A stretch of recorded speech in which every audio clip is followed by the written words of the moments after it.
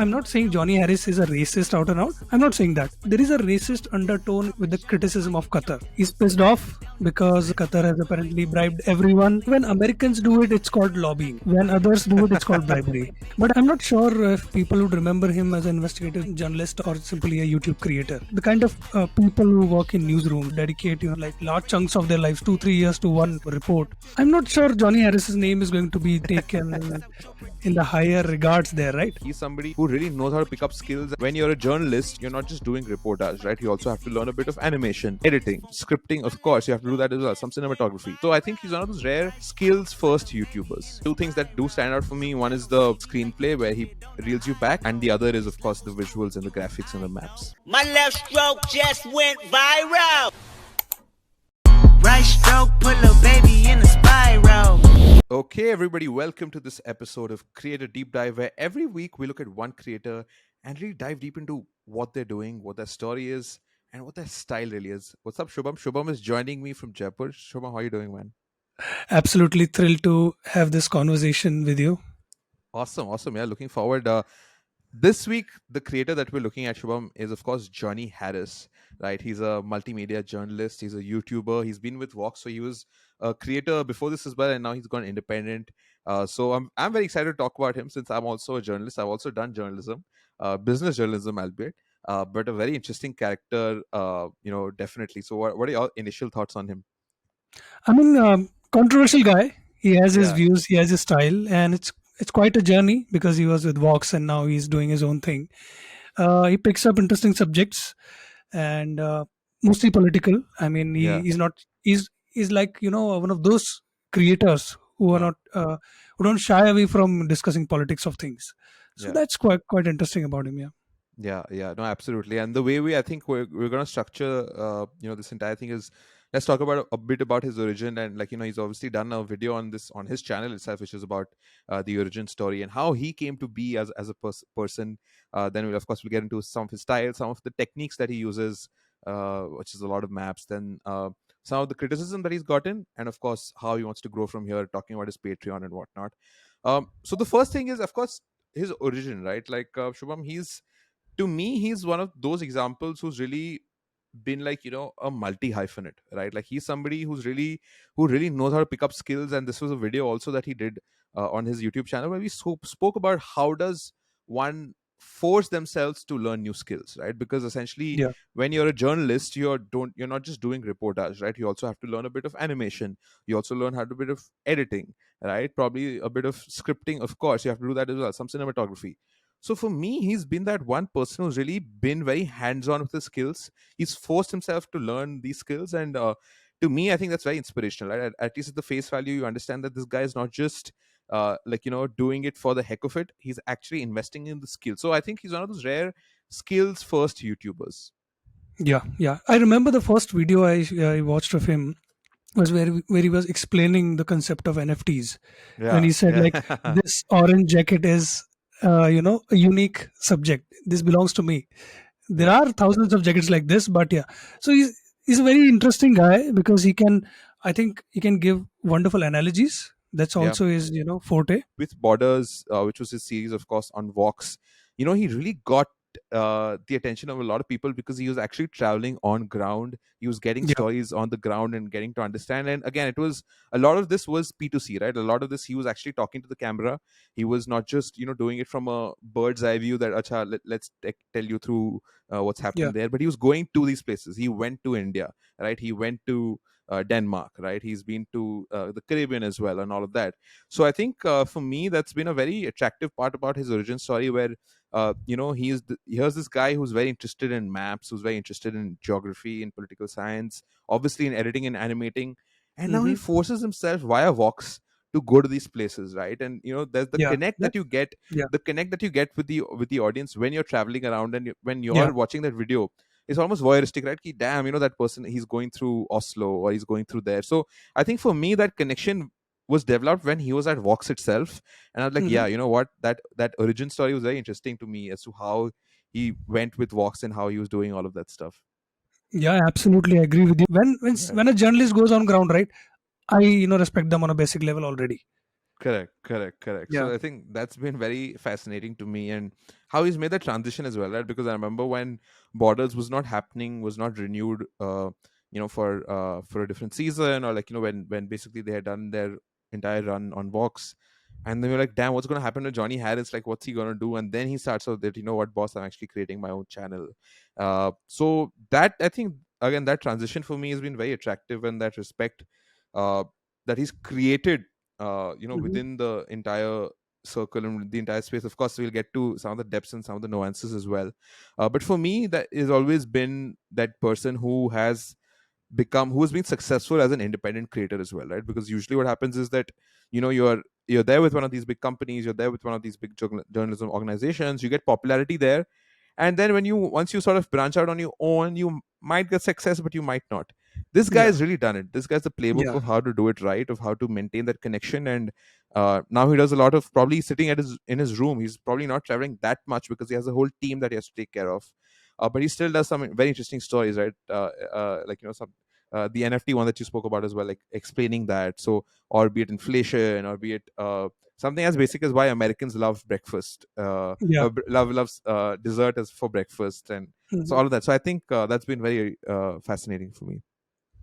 Yeah, absolutely. And but what I'd say is, like, lately has become a very typical American commentator, right? Because Yeah, Americans have this problem of looking at global events through a very tainted prism.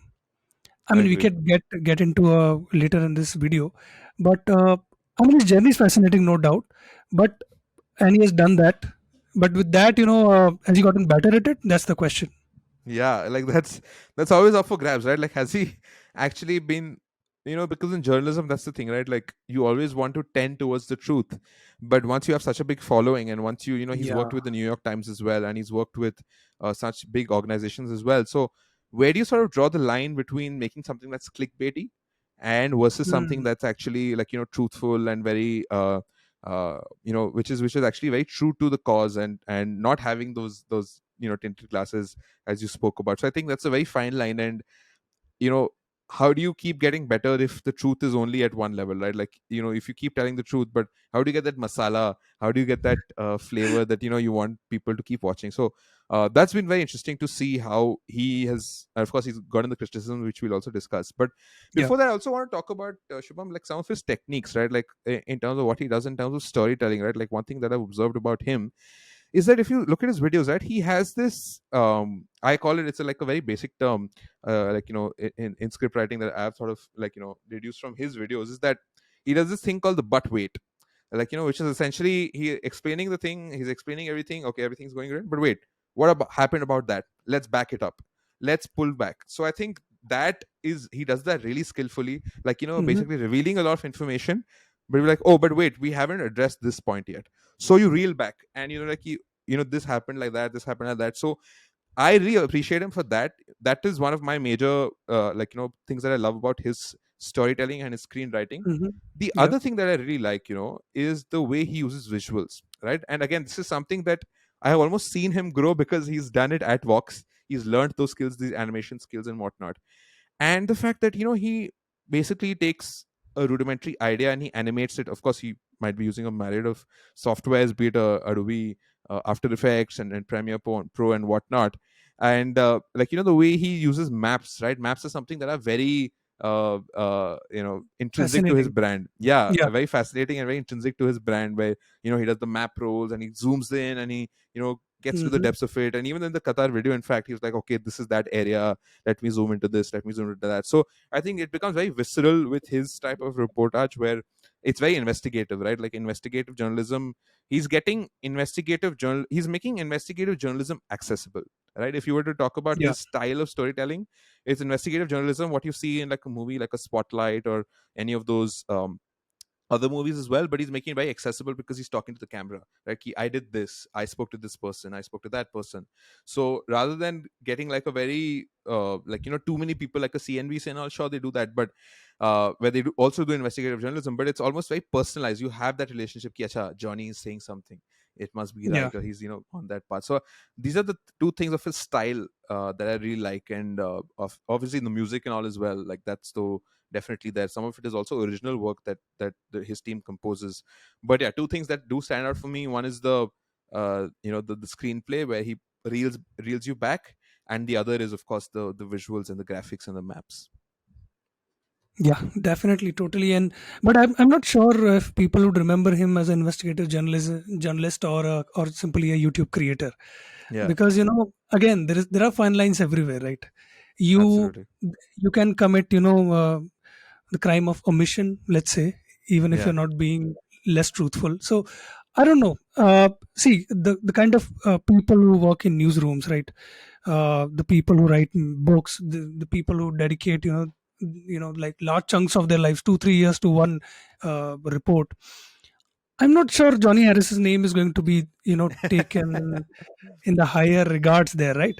yeah, He's like a popular, let's say, popular version of a journalist, right? So, yeah. a YouTube creator, I don't know. So I'm not sure how to categorize him, but definitely his style is what makes him stand out.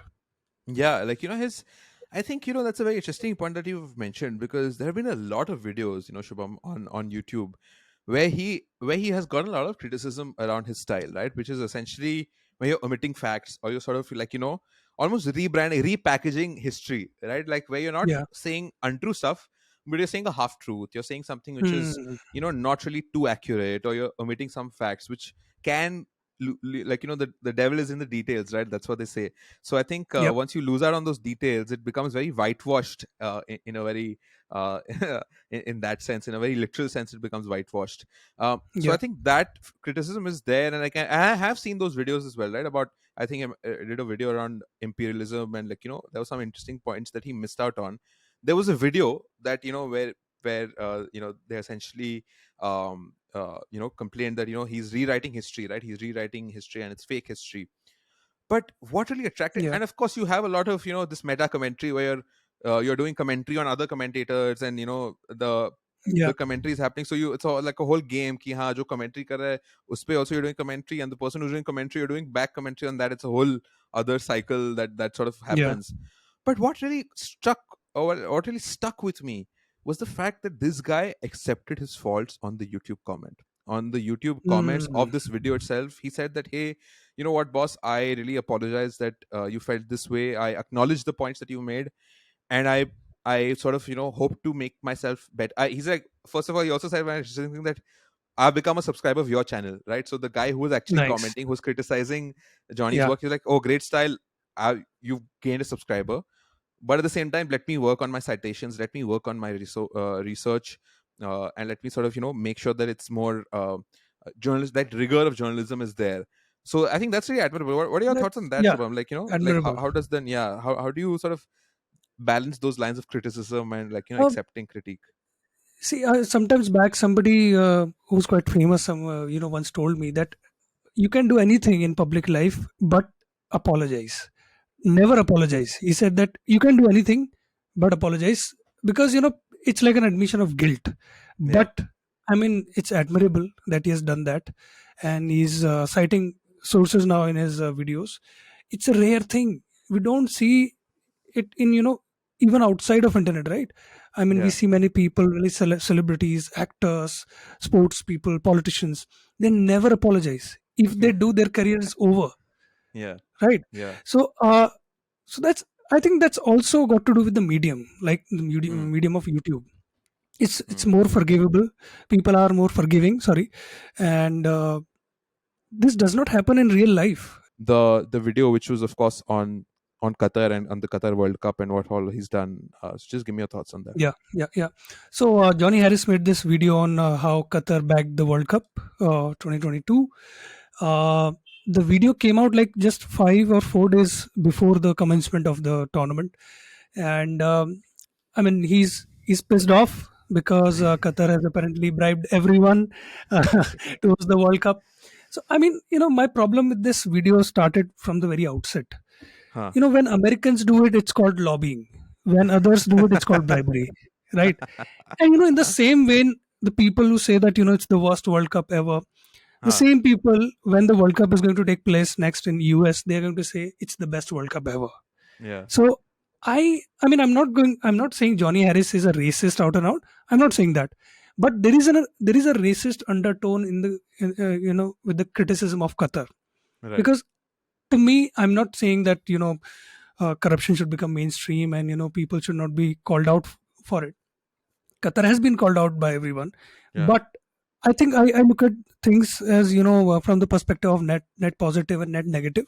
I think Qatar World Cup has been a net positive because the whole world was introduced to a new culture, Yeah. a new place altogether, because he gave history of FIFA in the video, and you can see there are players who dominate FIFA. It's a corrupt body, right?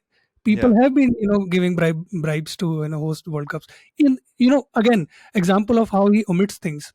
1930 World Cup, right? It took place in Uruguay, right? Uruguay. Uruguay. Yeah. Hmm. Uruguay was under a dictatorship back then, and of course, it also took place in Nazi Germany. It also took place in So the thing is, when the things are wrong in the first world, Americans are fine with it. When things are not outside of their ambit, like let's say in a country like Qatar, they have all sorts of problem with it. So I look at it as a net positive. I think World Cup should take place in more and more obscure places, so that more and more people can come and play the game. Of course, Qatar has a lot of money, and again, his one of the points was like they spent a lot of money on this because they had to build everything from the scratch, right? You should Yeah. admire them for building infrastructure within a few years, man. So Yeah. I look at it that way, and I think he sounded like a typical American who's talking about football, because football in America is a different For sport them. Yeah. than the rest of the world. Yeah. So, and to be honest with you, in the footballing world, American Huh. opinions are not taken very seriously. It's the opinions of the Europe and South Correct. Americans that are taken more seriously. And after watching this video, you can agree why. Some of the things that he's done for growth, some of the things that he's doing with, because of course now he has, I just put the number of subscribers he has, like it's obviously in the millions.